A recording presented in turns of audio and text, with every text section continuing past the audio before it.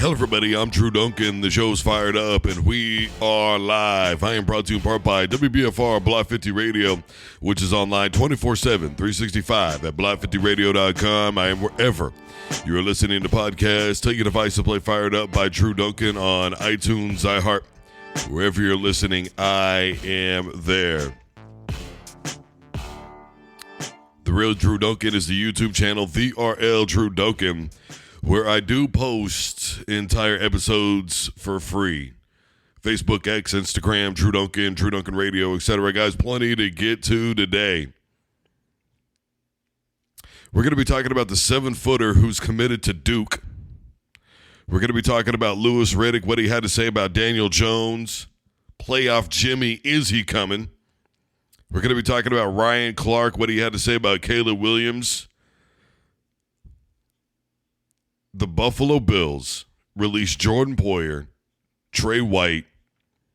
They trade Ryan Bates, and they pick up Trubisky. Zach Ertz signs a 1-year, $5 million deal with Washington. Dak Prescott, we didn't get to it yesterday. Should be able to get to it today. He says that he is confident that a deal was able to get done. Louis Riddick, Daniel Jones, here we go. 13 months ago, their owner, John Mara, said, "We've done everything we could. We've done everything in the world, everything possible to screw this kid up in terms of the structure that they put around him with the coaching staff, the support he had on the offensive line, the support he had at the skill positions, all of it." And then just, in March of last year, almost to the day, they gave him a contract, $36 million signing bonus, $92 million guaranteed. $36 million to sign. That's his money. $92 million virtually guaranteed. He played 6 games this year. He was sacked 30 times in 6 games.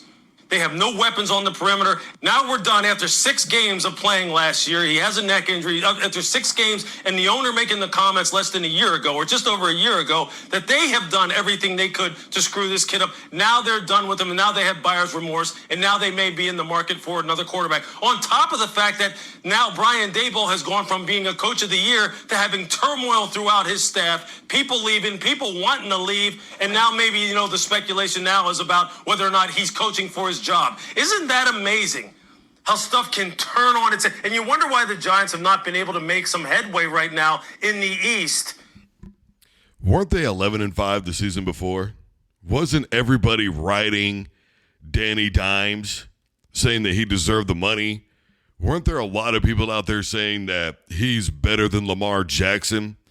Weren't there people that were out there that were going, this kid's the future of the New York Giants, how good they are, et cetera, et cetera? Saquon Barkley played a full season last year. Full season, or the season before. That's why they were good, because he had Saquon Barkley. With him, they have a bad record. Without him, they have a bad record. They're just not a good coach football team. I'll say that.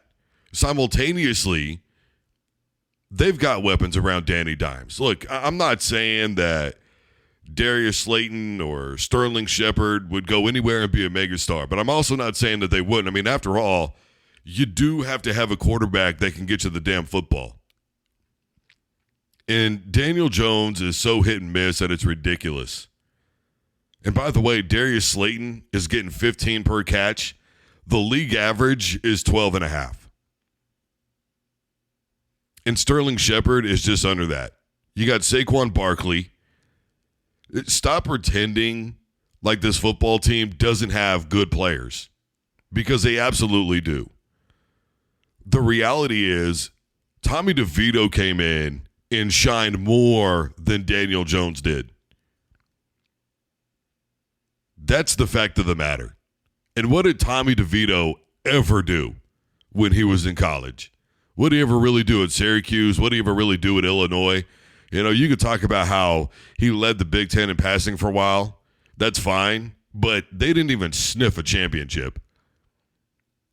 Meanwhile, you've got guys like Vince Young and some others that have just carried football teams kicking and screaming to the promised land. Let's not forget that season that Texas won the national championship, they were down bad to Oklahoma State. And Vince Young takes off and scores a long touchdown play in the beginning of the second half, completely turns the entire football game around. Without that play, that game doesn't get turned around. They don't win, and they don't go to play for a championship. How he played against Ohio State, the way he took over against USC. Obviously, there were some other factors, but USC made the right call by going for it on fourth down, by the way, and trying to put that game away. I wouldn't want to give the ball back to Vince Young. That's exactly why they did it. Pete Carroll's always known to be a little ballsy, but I'm sure you understand the point that I'm making. That's just the hard reality of the situation. And I really just get to a point where I don't understand why everybody is so quick to blame everybody that's around the quarterback. Look, I have myself said that if I were a quarterback right now in the NFL, I would not want to go to the Chicago Bears. There are teams out there that I would absolutely not want to play for because they're train wrecks. And I'm not saying that the Giants are a put-together football team, but what happened? They were 11-5. Everybody was celebrating. They gave Daniel Jones a payday. I would argue with people on the internet all day, every day. If Daniel Jones is worth that kind of money, I just didn't think he's that good.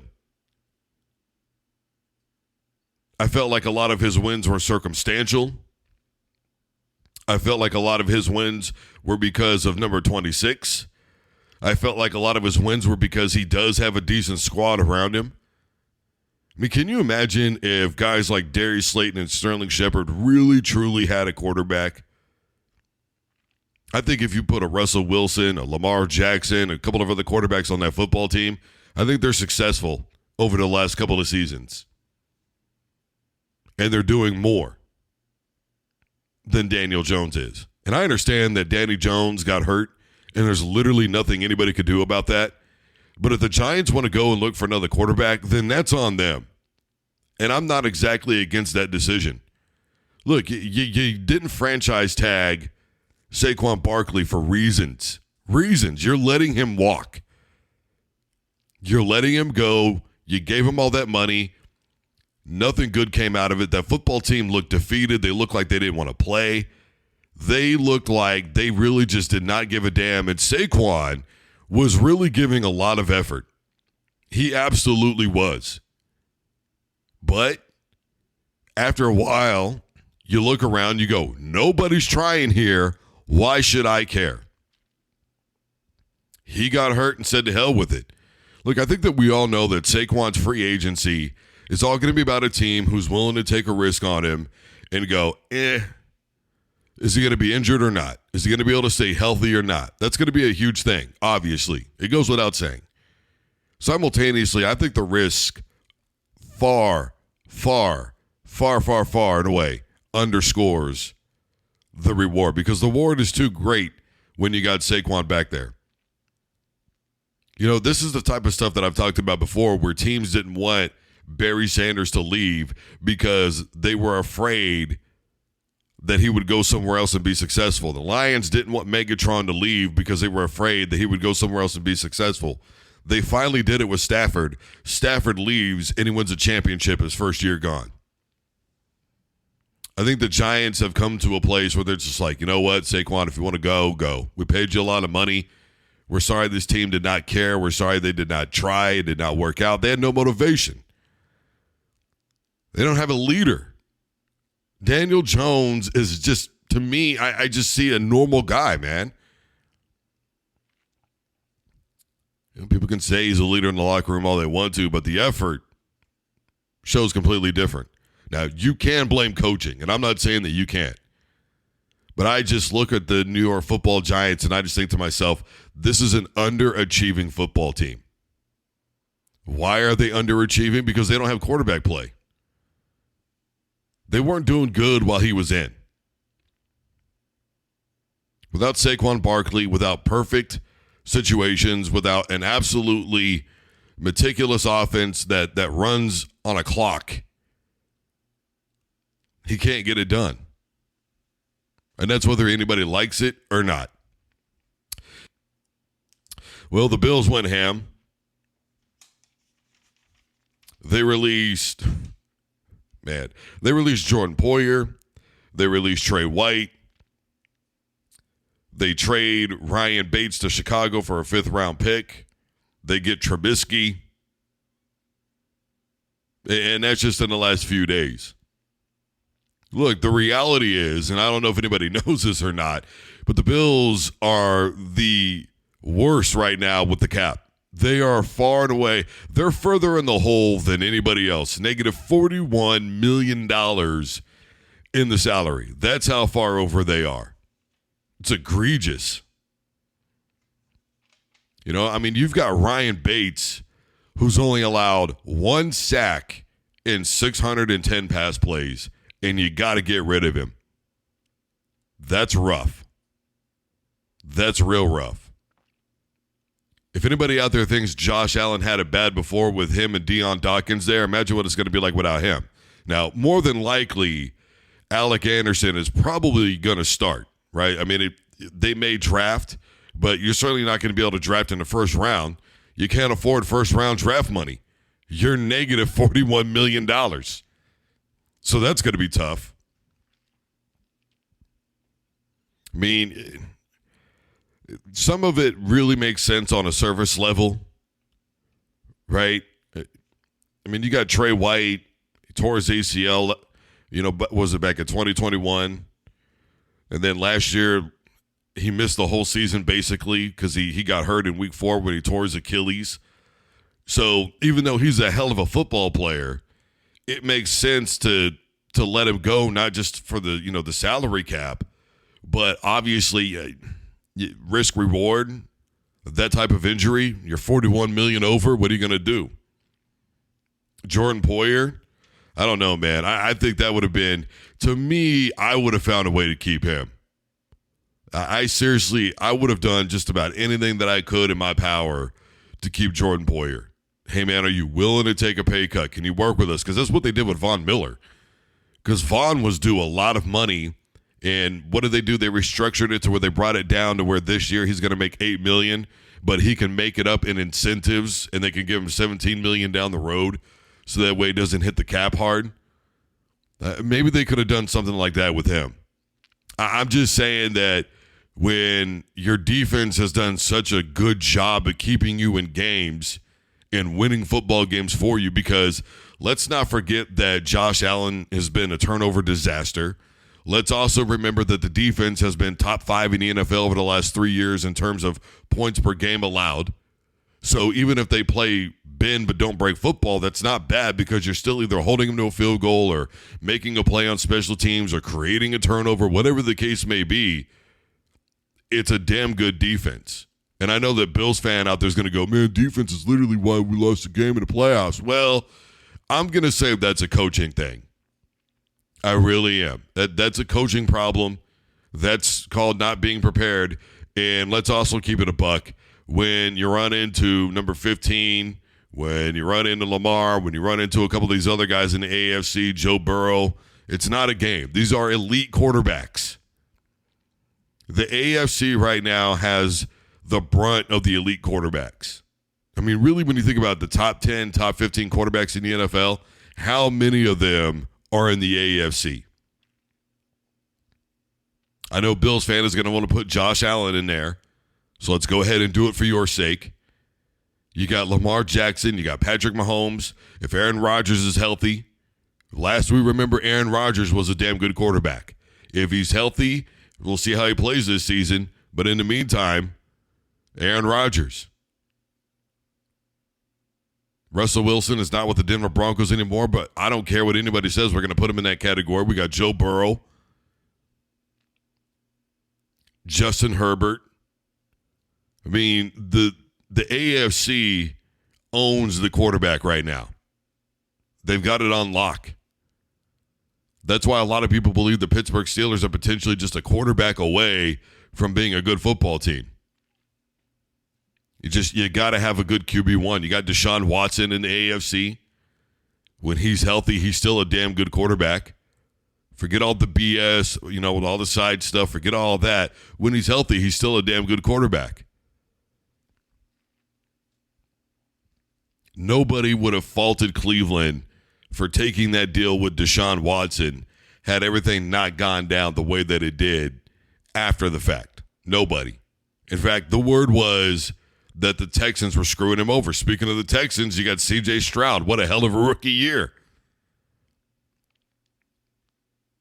Yeah, you start looking at the AFC and that competition and how steep it is. When you get to the playoffs, that's when you're playing the creme de la creme.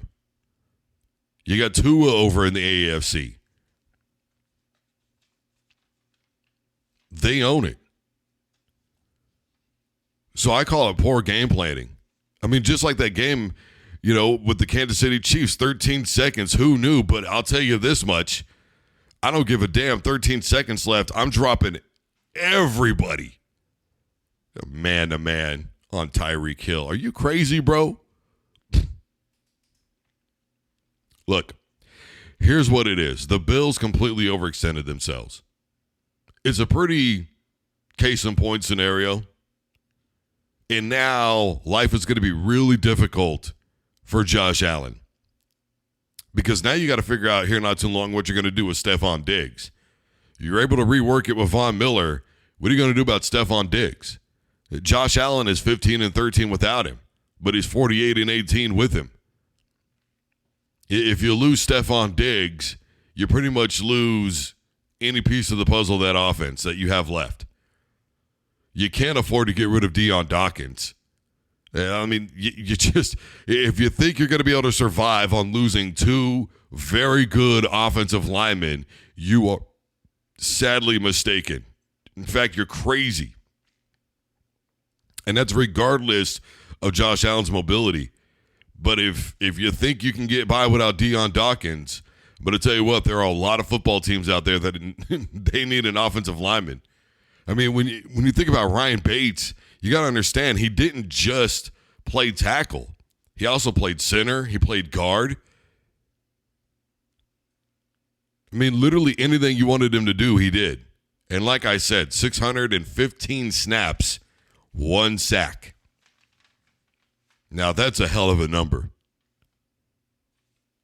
I'm telling you what, if you're a Buffalo Bill fan, you need to know that your little run, whatever it was, is over. You're done. You don't have a defensive backfield. You've got Von Miller at linebacker. Don't get me wrong, he's amazing, but he's been injury prone lately. So that's a 50-50 thing. You've already got one offensive lineman gone. Now you got to figure out what you got to do with Dawkins, your other offensive lineman that's damn good. Then you got to figure out what you're going to do with Stephon Diggs after that. You're done. That's it. I mean, it may be this season. Maybe. Yeah, McDermott's going, it's not a matter of if, but when we win a Super Bowl. Brody, not like this. Not when you're negative $41 million in the hole. Not when you're not going to be able to pay somebody first-round money. Not when you have completely screwed the pooch financially. Not when you got to get rid of your defensive players who helped make that football team what it was, especially some of your better ones. I mean, you are heavily relying on Von Miller at this point. That's it, man. He's your go-to now, Brody. And I just don't know that Von Miller is going to be enough for that defense. I guess we'll say we can find out how well coached they really are. But I really do not see this football team doing anything this season. And like I say, if they do, this will be it. This will be their last run. Because by then, it'll just be too little, too late. So if you're going to make it happen, you better do it this year. You better figure out a way to keep Dawkins. You better hope you can restructure with Stephon Diggs. Because you let him go, he goes somewhere else. That's game over. Really tough times right now for Buffalo Bill fans. You had your window. You had about a 3-year window, and you weren't able to get it done. And now you have the blind side wide open. And if somebody else gets hurt, you can't just move other people around into that position. and then expect Ryan Bates to be able to cover you. It's just not going to happen anymore. Man, tough situation for the Bills. I'm sorry, Bills Mafia. You can be mad at me all that you want to, but I don't see this going past this season, if it's this season at all. In the meantime, Kaman Moloch is 7'2", slender, out of Africa.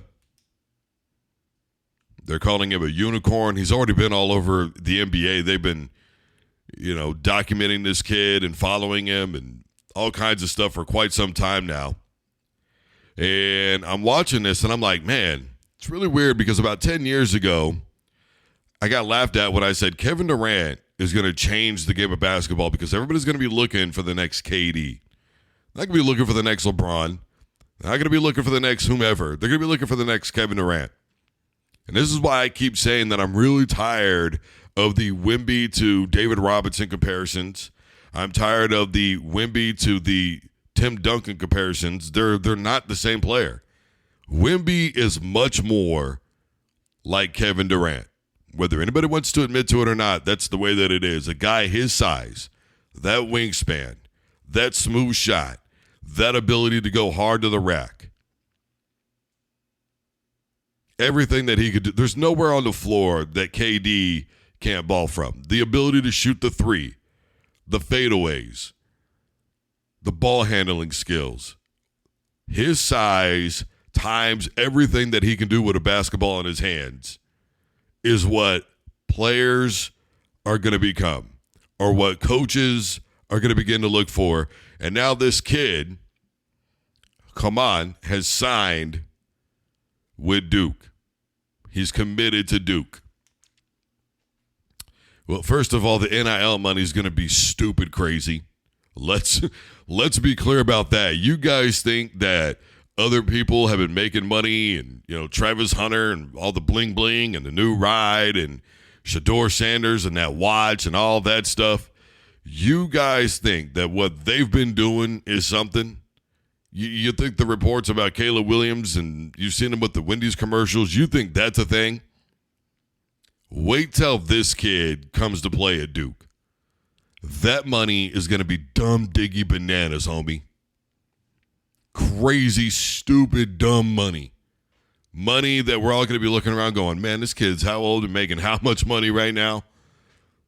The social media money he's going to make, the profits he's going to get from NIL, and if the unionized thing that's going on at Dartmouth right now continues, all this, I'm telling you what, he's going to make frosty money. Because he's going to be frosty with all the jewelry hanging around him. Ice cold, brother, man. Real talk. Can the kid play? Well, we're about to find out. It doesn't seem like anybody else is really having a hard time coming to the States right now and balling out of control sick. I mean, even back in the day, you think about Vlade Divac, Tony Kukoc. These guys may have looked like they were from here, but they weren't.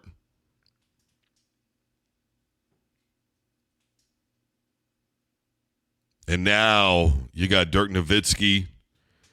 Then you take it a step further. You've got Giannis. You've got Luka. You've got Jokic.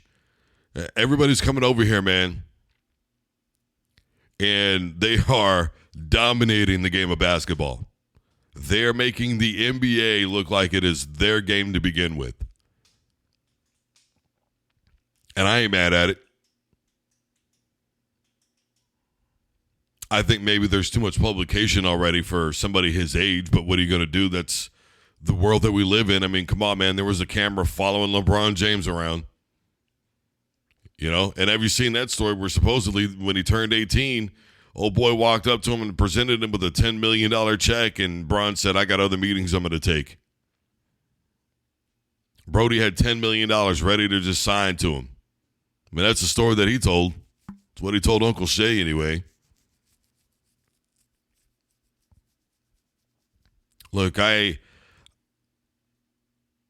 we've come to a place where I think sports is completely oversaturated. I believe that a long time ago, to be honest with you. It's an oversaturated market. Simultaneously, it's also a beast that cannot be fed.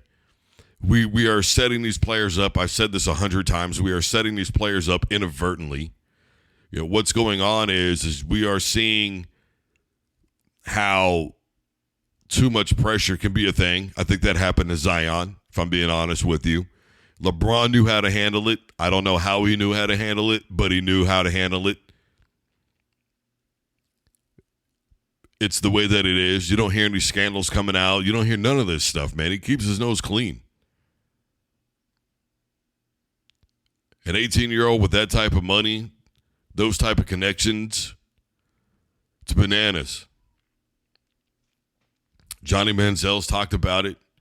A text away from doing whatever the hell he wanted to do.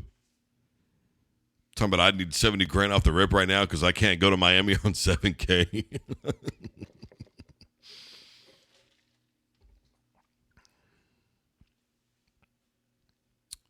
Simultaneously, he does have some skill. But I'm telling you, this is the future of the NBA now. Kevin Durant has changed what an NBA basketball player looks like. And really, when you think about it, if you want to take it even further, Wilt Chamberlain. I mean, really the same type of build. Now, obviously not nearly the same skill sets. But he was damn good, obviously. He's just taller than everybody else. That was Shaq. That was KD. But now you don't just have Shaq and his, big movements and his power play and all that. Now you got finesse. Now you've got anywhere on the court, and it opens up the entire court to you. I don't think people really understand how much Kevin Durant has changed basketball. And it's crazy because as good as LeBron is, he hasn't changed it at all. Michael Jordan changed it because everybody wanted to be like him. Kobe Bryant was the gleaming example of somebody wanting to be like Mike. I mean, he was the commercial. Copy and paste, brother. You know what I mean? But I just really feel like with Wemby and all that, I mean, think about how much taller Wemby is, how much more wingspan he has, and what he's doing right now with the San Antonio Spurs. He's got a lot about his game that he needs to clean up. He's had some games where he hasn't even showed up till the fourth quarter. It is what it is. He's a rookie. I just really believe that when all is said and done, this is what the NBA is going to look like in about 4 or 5 years.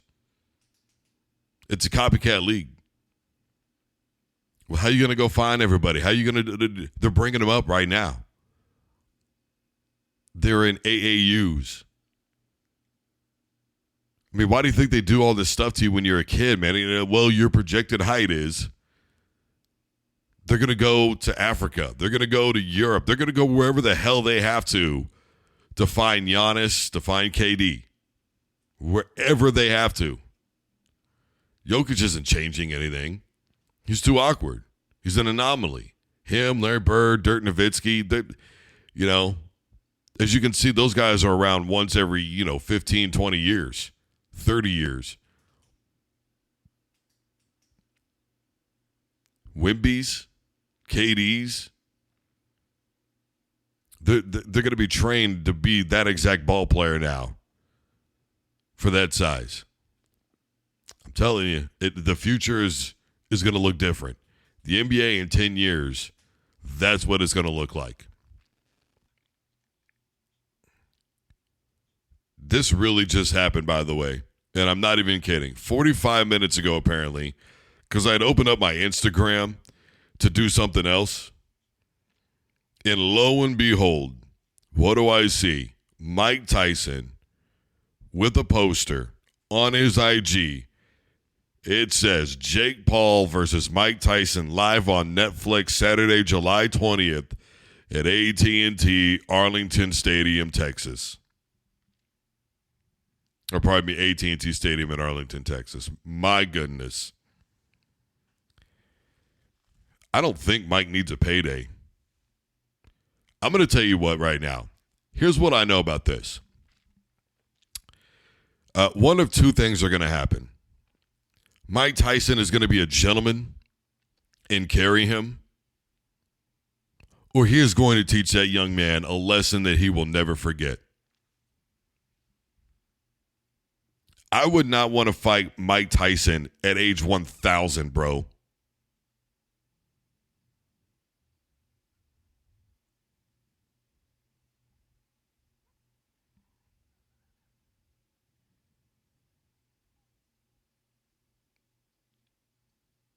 It's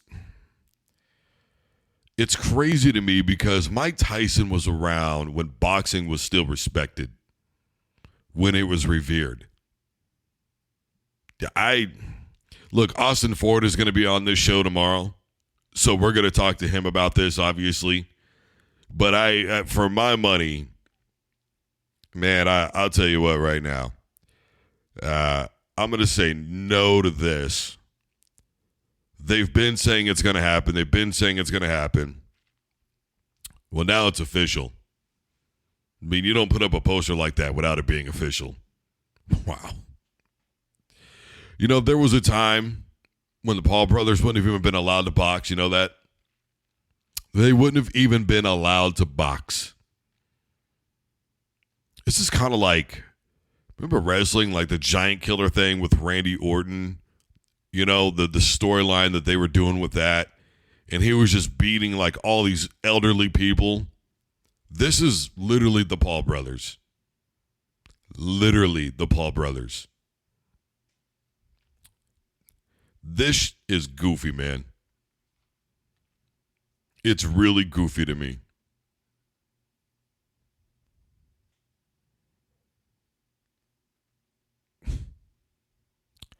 Well, moving on from that, because we have plenty of other real things to get to.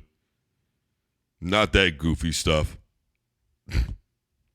You kidding me right now?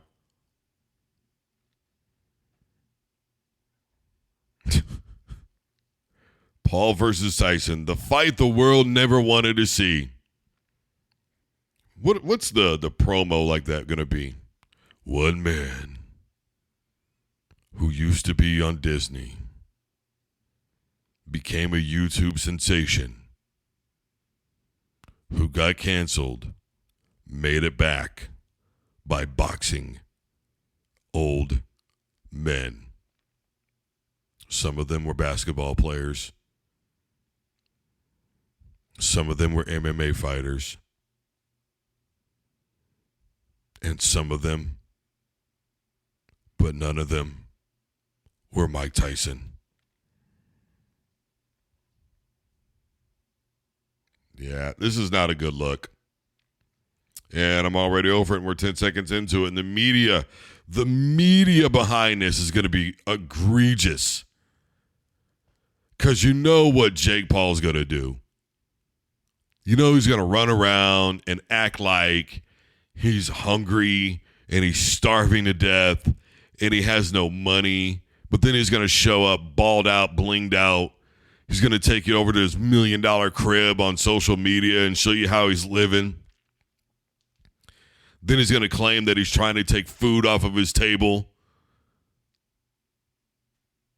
Whatever you got to do to hype yourself up, Brody. I know this much. I've seen Mike Tyson train still, and it's not a game. And I'm going to tell you right now, people forget that Mike Tyson is 5'8". They forget that. If he would have fought, and that's my height, by the way. I'm 5'8". If he would have fought where he was supposed to fight, and that is like middleweight, maybe even a lower weight class, I believe to this day, legitimately, he would have killed somebody in that boxing ring. Heavyweights were barely able to dish or take what he was dishing out. Heavyweights. And you mean to tell me that Jake, man, I'm telling you what, somebody need to pray for that kid. It's over. Finally, we can put this to rest. We could put this to rest.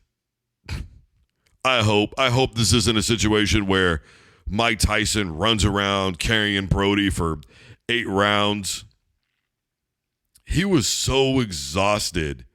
Oh, and boy, Evander Holyfield, you know he's going to be mad about this. You just know that he is. He's been begging for that third fight for how long? You know this is going to piss him off. If you're supposed to make another fight, it's supposed to be with me. No, bro. No, it is not, sir. This is, boy, I'm waiting on it. Vander's going to say something. It's going to be right out of the gate. And even I think about that last, oh, come on, we've all seen at the bare minimum the meme, right? It was floating around on TikTok. Yeah, usually I used to do it for 3 minutes, but now I'm doing it for 2 minutes. It feels like 4 minutes, right? I mean, come on, man. Like the stamina, the cardio. Oh my gosh, this is just. You ever watch a Chihuahua try to hump a pit bull? The awkwardness of it all. Yeah, it's going to be a lot like that, man. Unfortunately. As much as I want to see Mike Tyson knock that kid's block off and end this, just end it already. You know, I don't want him to get hurt. I'm not saying that. I don't want him to die or anything. But I just want somebody to KO him and just end this.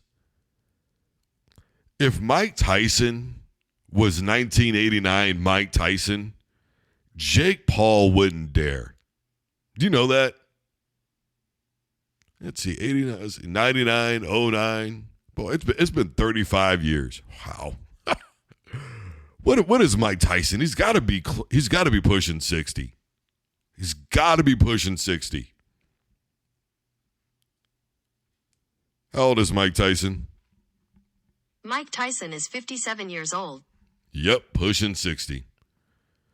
57-year-old Mike Tyson. What is this a Rocky movie? Did I wake up and go, this is Rocky? Wasn't that Rocky Balboa? Wasn't that basically the premise? I mean, to be fair, the dude that he fought was actually champion. But that was the premise. But that's honestly been the premise of Rocky movies forever. He's not supposed to be fighting. He's supposed to be hurt. He's supposed to be injured. He's supposed to be retired over and over again. But there's still the beast left inside. Yo, Adrian. And I love Mike, man. Don't get me wrong. I can't imagine Mike needing a payday. Unfortunately, I will be watching it. It's going to be that type of thing. So there's that. I'm just going to admit to it right now. I'm going to watch it because what else will I have going on that night? What else will I have going on that night?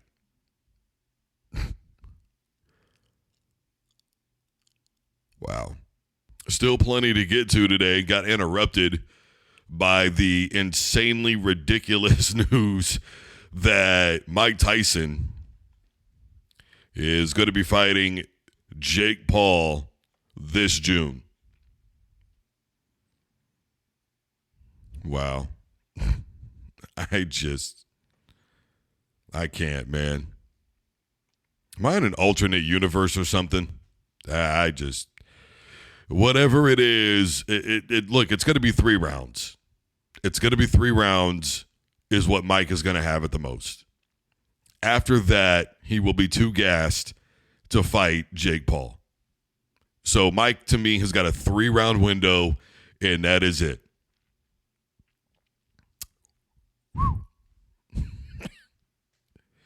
Anyway, I want to call that sad news.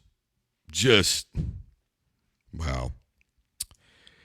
Jake Paul doesn't even give a damn. That's the thing. Me and a homie were talking about music and stuff last night.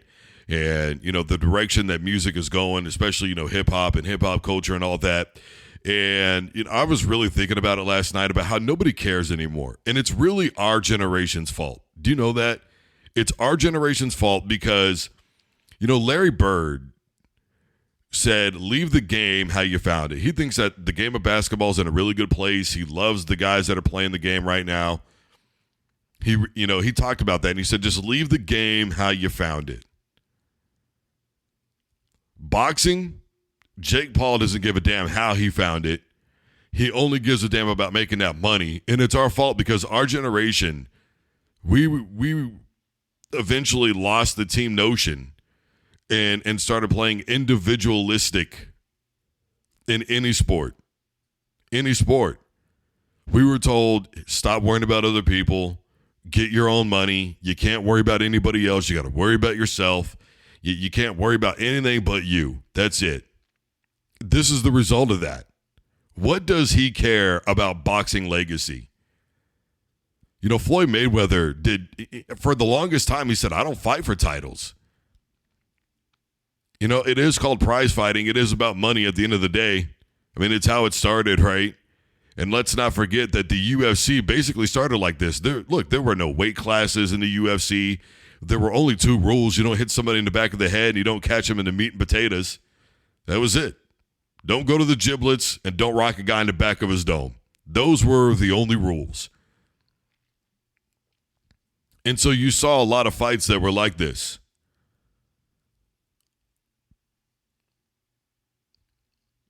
But the days of Don Fry, the days of Hoist Gracie, those are long since removed. The rules have changed for everybody. We're seeing a lot more evenly placed fights as MMA continues to evolve.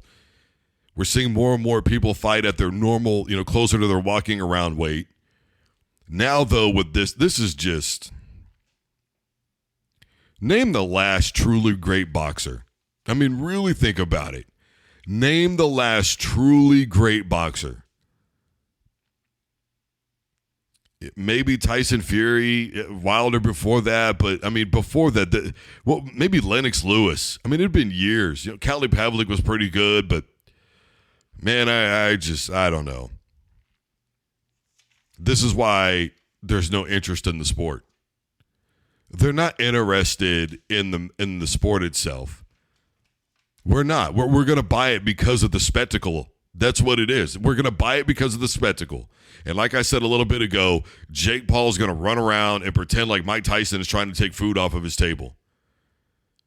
I hope that Mike Tyson loses everything about himself that he has tried to change over the last 20 years and goes 1999 Mike.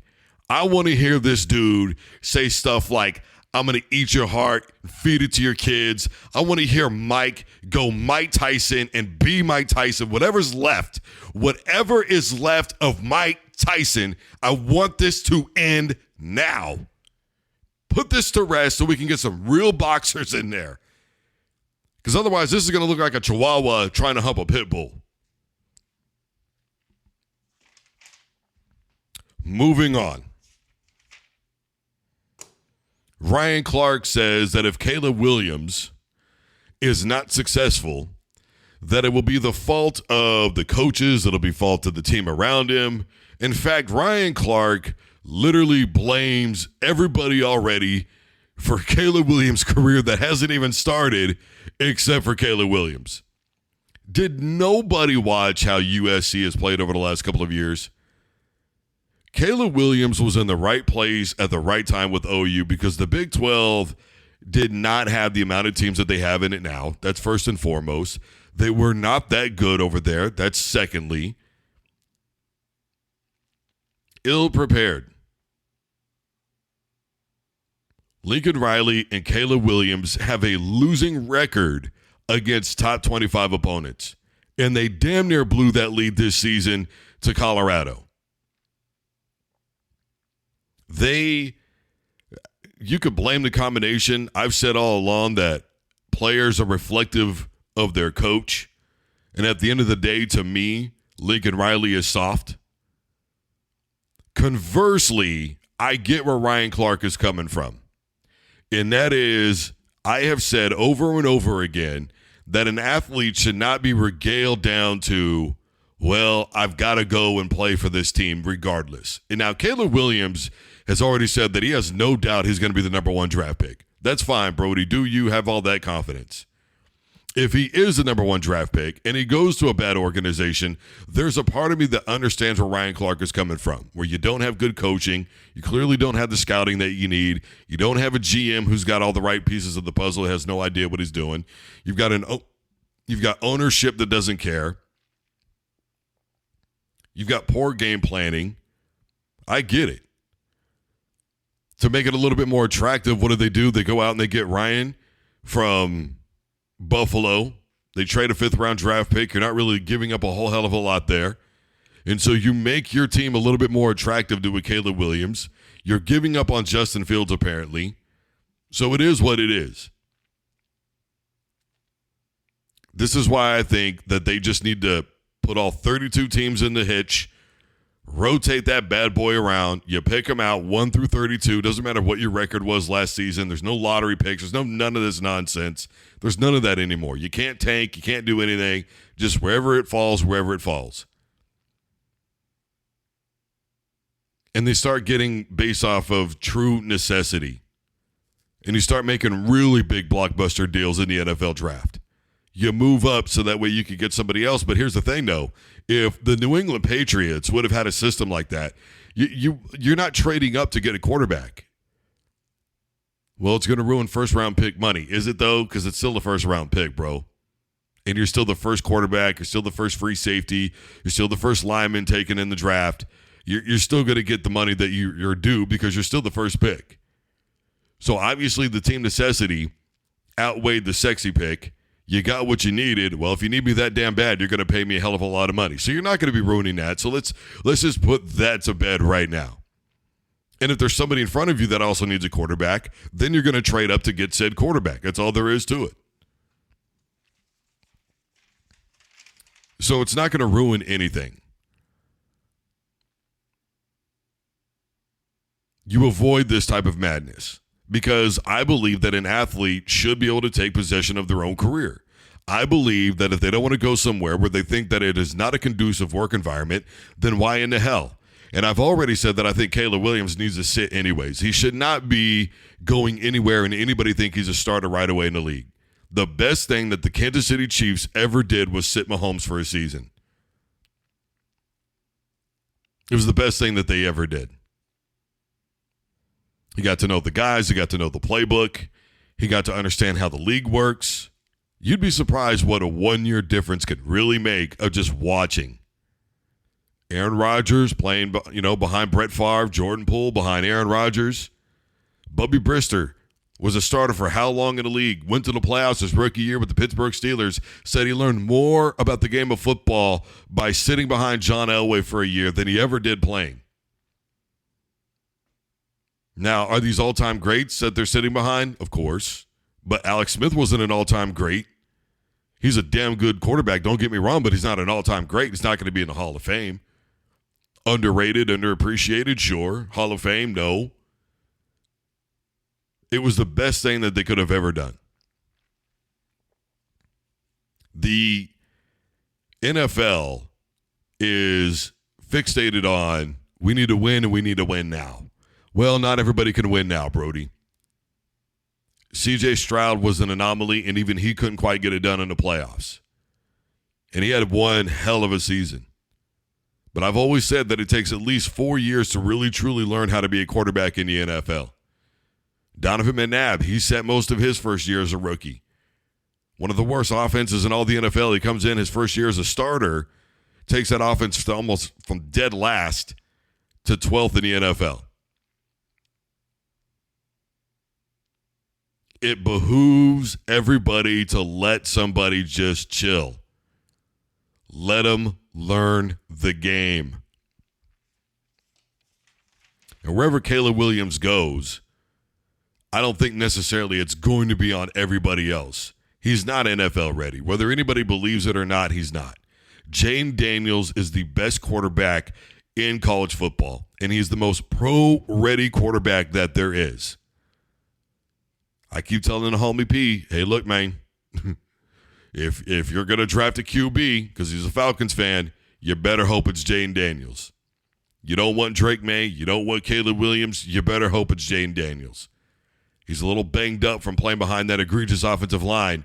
But, you get a guy over there for pass pro, just one or two really good guys, a guard and a tackle, he's good to go. You got Bijan Robinson at running back, you're good. You've got some talent at wide receiver.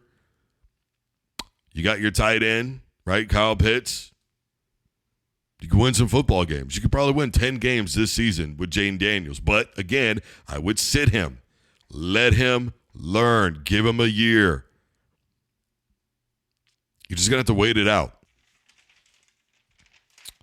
Well, J.J. Redick says that playoff Jimmy is coming. Well, right now the Miami Heat are 6th in the East, right? And look, here's the thing. Obviously, you got Boston doing what they're doing over there. You've got the Knicks doing what they're doing over there. I'm really not sold on Milwaukee coming out of the All-Star break when they open up with, 6 games in a row that they won out of the All-Star break. I'm not buying what they're selling, to be honest with you. I'm not saying that they can't make a move, but if they do, it'll be despite Doc Rivers, I'll tell you that, because it's been nothing but excuses and a disaster since. That's one thing that J.J. Redick is correct on. Whether anybody wants to admit to it or not, it's the way that it is. Doc never takes on anything, but, what are you going to do? It's everybody else but the coach. It's guys are in Cabo mentally. Oh, we have this really, really difficult schedule. Oh, who's ever made the schedules never played in the NBA or had jet lag or been on an airplane. Oh, my foot was sore that day. Well, the guys aren't listening to the plays that I'm drawing up. They don't really seem to care. Just throwing everybody under the bus but himself. And he's only done one thing, and that was in 2008, and that was because he had Paul Pierce, Kevin Garnett, Rajon Rondo, and Ray Allen. If you can't win with them, you can't win at all. That's all I'm saying.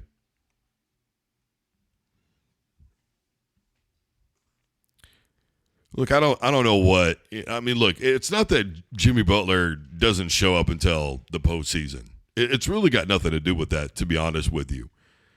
I just think that there's an extra switch that gets turned on where he becomes determined. Now, here's the thing, though. If anybody watched the NBA Finals from a season ago, you watched that game and you went, the guys weren't playing that hard, and Jimmy said, to hell with it, I'm not going to do this all by myself anymore. That was at least the way that it looked to everybody. And I'm not going to say that that's not necessarily a bad thing to go with. Could say that Jimmy was gassed, that he had just already had enough. They should have sealed the deal against Boston in 4 games. They were up 3-0. Instead, they give up 3 in a row.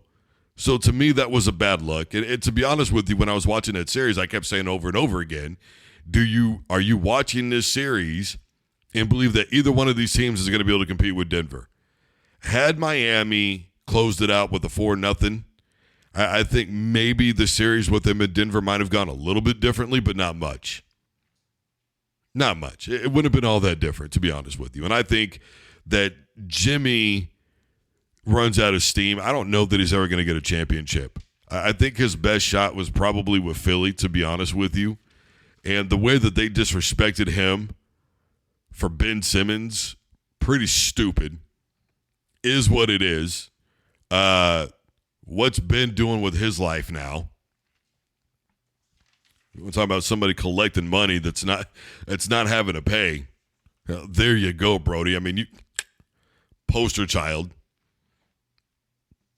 People want to bring up Kawhi Leonard. Ben Simmons finessed everybody. I will say this. I don't think anybody knows how to use Ben Simmons, if I'm being honest with you. I mean, I'm keeping it a buck. I think he could be better than what he is. Who knows what it is? Could be the old Kardashian curse. Who the hell really knows? What I do know is this, is that I think the East this year is so much stronger than it's been in the past. I think that the Celtics are playing, for the most part, on a different level, even though I don't see them still being championship ready. Look, just because you've got the best record, we've already seen that doesn't matter. And to be fair, last season, Giannis got hurt. We still don't know what the hell happened with Budenholzer. Whatever. I'm tired of talking about that. It's nauseating at this point. But I think right now, with the defense, the way that it was a season ago for the Knicks, and how it definitely hasn't got any worse, but offensively, they seem to have improved so much that, Miami's going to have a much tougher road this season than they did last year. I'm not saying that it was a cakewalk. I'm just telling you that this is not the same East from a season ago. It's just not. These guys are more experienced now. They know each other better, with the exception, obviously, of really Dame and Giannis in Milwaukee. All the right pieces of the puzzle. The Knicks finally made the right moves.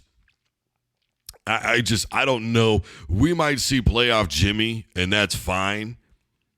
But number one, the playoffs are still a couple of months out, so let's just be hesitant on that. Let's see if Miami even makes the playoffs, okay?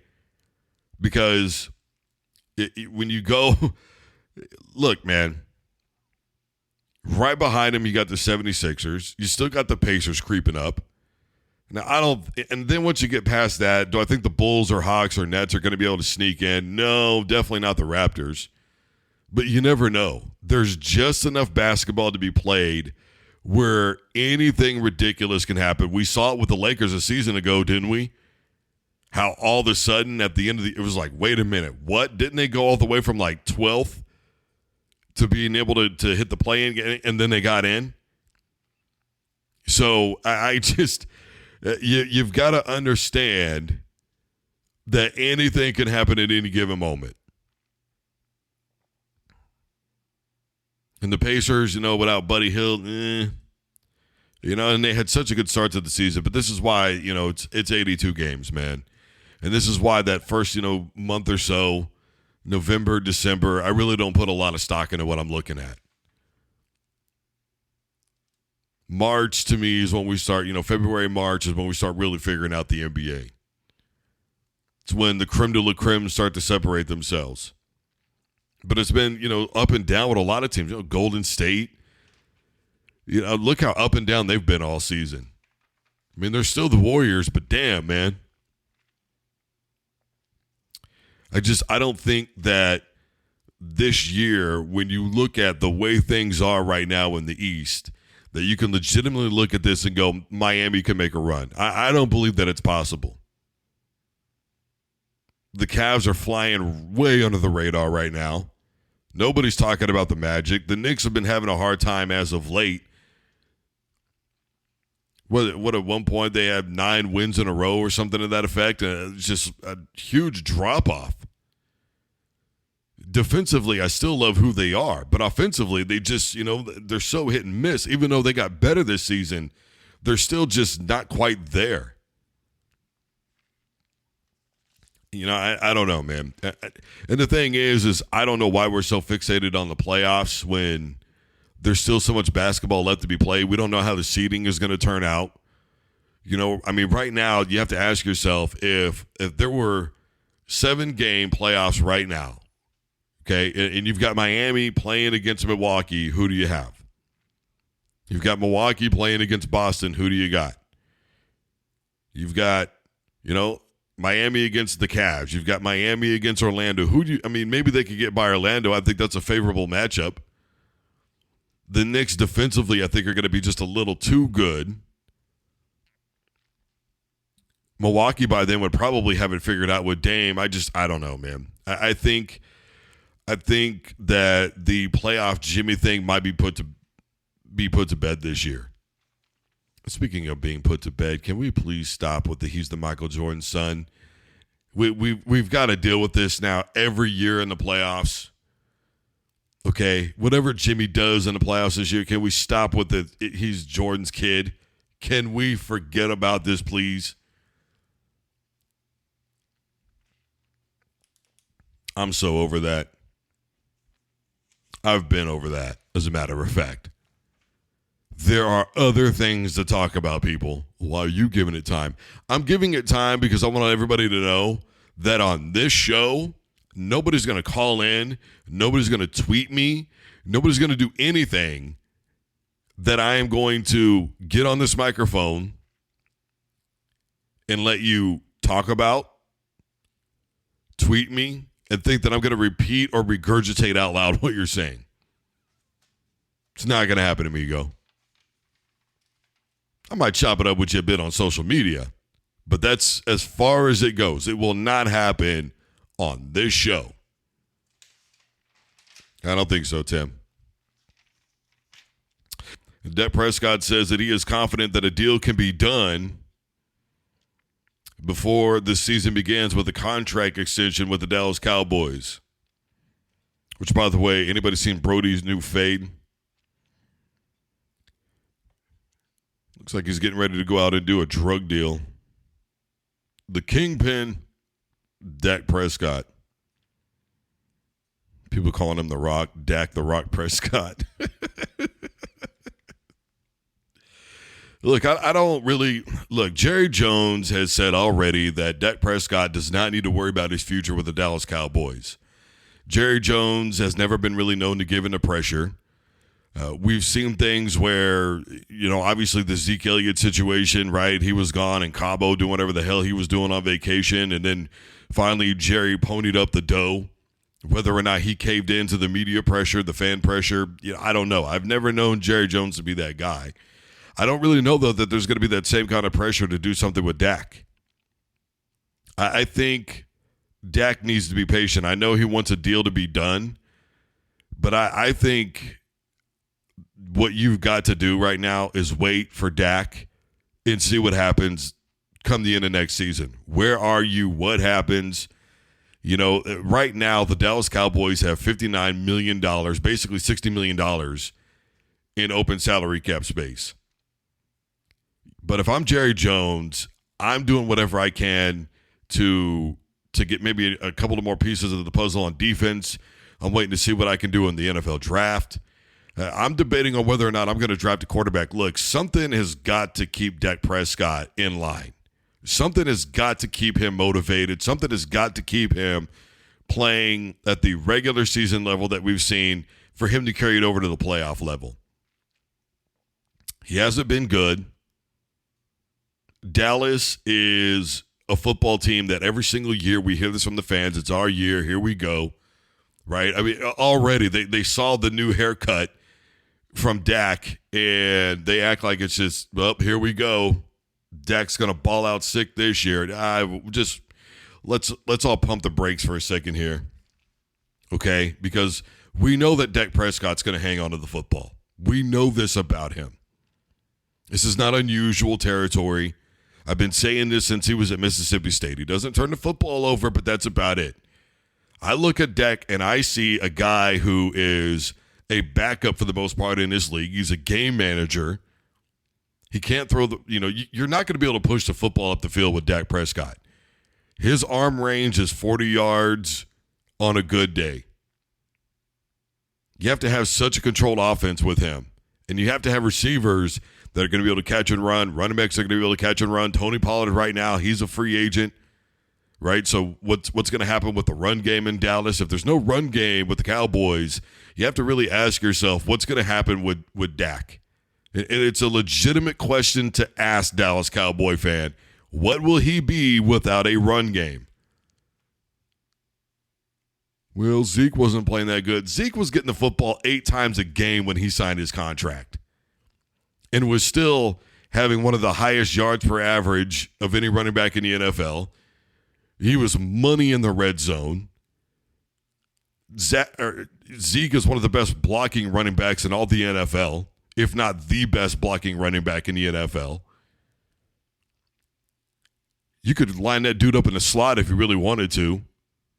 You could have used him a lot like a Kareem Hunt when he was with the Kansas City Chiefs, and they didn't do it. Here's the deal. When it all boils down to it, I'm not really sure that I am a believer in Dak Prescott getting it done. And I think if I'm Jerry Jones, I am waiting this season out to see what happens. I really am. I might be telling the media, and there's this whole back and forth, right? Here we go again, the Zeke situation, the Dez Bryant situation, the T.O. situation, all this. It happens in Dallas damn near yearly. It's the same thing over and over again. What's Jerry going to do? What's the right move for Jerry to make?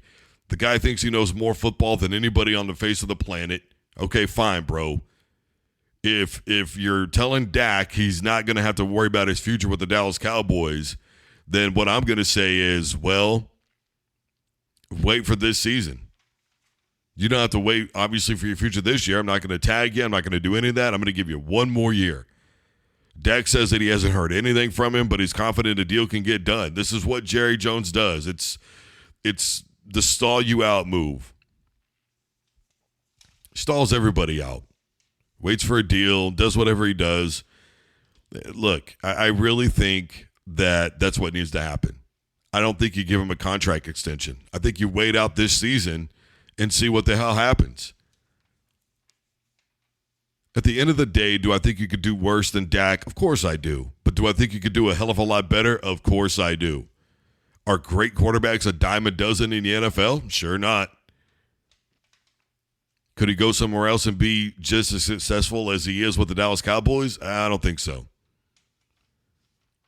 I think Jerry has finally learned how to truly put really good pieces around something that he lost whenever he had Tony Romo, and I think he got spoiled on Tony Romo's capabilities. And so I look at the Dallas Cowboys right now, and I just see that loaded roster, but no run game. I just think Dak turns into a very mundane quarterback, even more so than he is right now. He's going to have to finish this season out if I'm Jerry Jones. And I know Dallas Cowboy fan doesn't like it, and I know most of mainstream media is going to be, just do it already. Do something. Do something. Give us a thing. Blah, blah, blah. No, you just need something to talk about. You don't need to know a damn thing. Nobody needs to know nothing really except for Cowboy fan, Dak Prescott, and Jerry Jones and that football team. Those are the important people that really need to know. And first and foremost, the Dallas Cowboys, Jerry Jones, and Dak Prescott. Dallas fan comes all the way after that, and then us in the media. It's all there is to it. This is not a talking point, and it shouldn't be right now. But it's going to be that time of year, so what are you going to do? Won't be long before we start hearing the MJ debates with him and LeBron again. I'm only saying.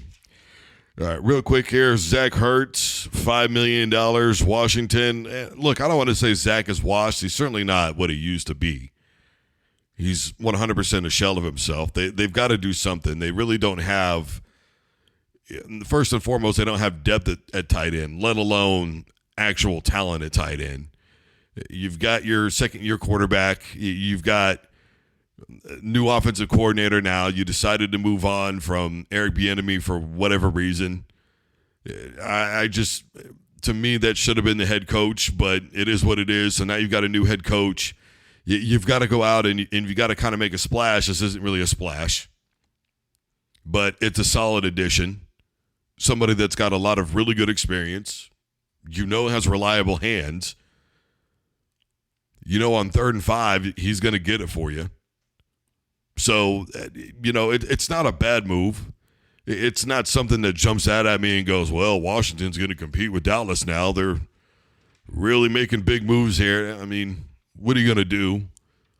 Wide receivers are limited in free agency. And Mike Evans was probably the best wide receiver in free agency this year, and he signed another 2-year deal with Tampa Bay, so you're not going to be able to get him. So that's out. What are you going to do? You're just going to have to wait for the draft. Beef up on defense. The O-line isn't terrible. I think play calling had a lot to do with it. I think if you establish a better running game, then you could be a lot more competitive. I think you need to take pressure off of your young quarterback with a running game. I think that would help. But I still just don't, right now, the way things are, I don't think Washington improves significantly by adding Zach Ertz. And even then in the draft, I mean, you're talking about 2-3 years down the road is probably when you would see the payoff from the NFL draft. Yeah, I don't know that you really have the positions that you need for somebody to come in that's ready-made. Maybe defensive end. You go out and get somebody could maybe potentially make an impact right away on defense for you. Maybe somebody at cornerback, they need a little help there. But to me, that would be about it. But then again, I mean, corner, tight end, whatever. I mean, it's just like any other position in the NFL. I mean, we saw Patrick Surtain, too, in Denver have an incredible rookie season, and then last year just get cooked. Brody was burnt barbecue back there, man. Left on the grill for way too long. Smoked. I smokes the meats. I know you've seen that episode. Gordon Ramsay, when he went to that barbecue joint. What do? I smokes the meats. My man. All right, everybody, I am Drew Duncan. The show's fired up, and we are live. I am brought to you in part by WBFR Block 50 Radio, which is online 24/7, 365 at block50radio.com. I am wherever you're listening to podcasts. Take a device to play Fired Up by Drew Duncan, iTunes, iHeart, etc. Wherever you're listening, I am there. Your local programming is next. Do not forget that tomorrow on the program, we will have our MMA insider, Austin Ford. He's going to be talking, obviously, Jake Paul and Mike Tyson, among a million and one other things, UFC 299, etc. Your local programming is next. Don't you dare touch that dial.